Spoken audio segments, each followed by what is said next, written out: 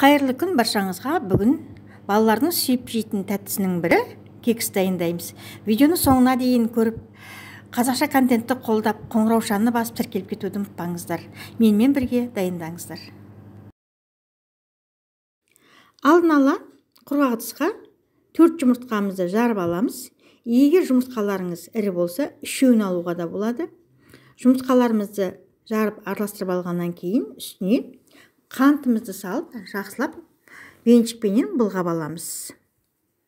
Осыдан кейін бөлме температурасындағы қатығымызды құйып араластырамыз.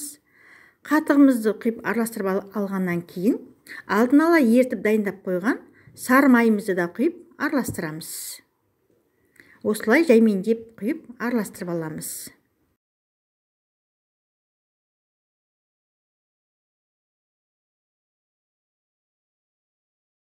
Сары майымызды салып араластырып алғаннан кейін үстіне біраз қасық қаймақ салып араластырып аламыз. Ванильді қантымызды саламыз. Осылай араластырып алғаннан кейін қопсытқышпенен ұнымызды елегіштен өткізіп, біртіндеп салып отырып араластыра береміз.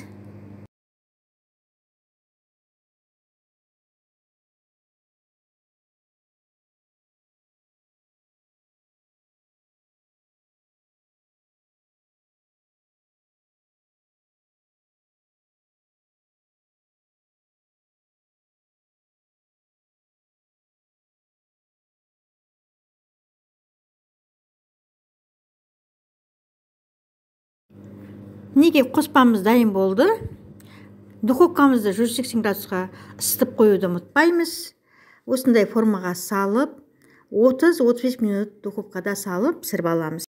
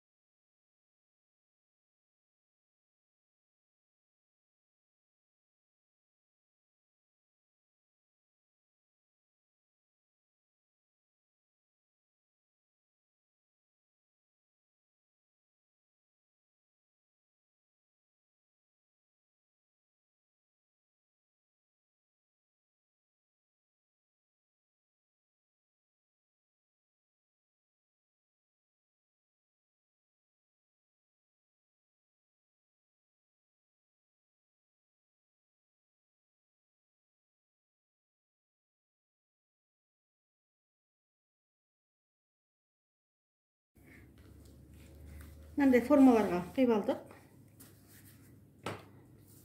Енді 180 градус температурада 35 минут духовкада пісіріп аламыз. Неге кексіміз осындай дайын болды. Керек заттың тізімін жазба бөлімінде қалдырып кететін боламын. Видеоны соңына дейін көргендеріңіз үшін рахмет. Сау болыңыздар.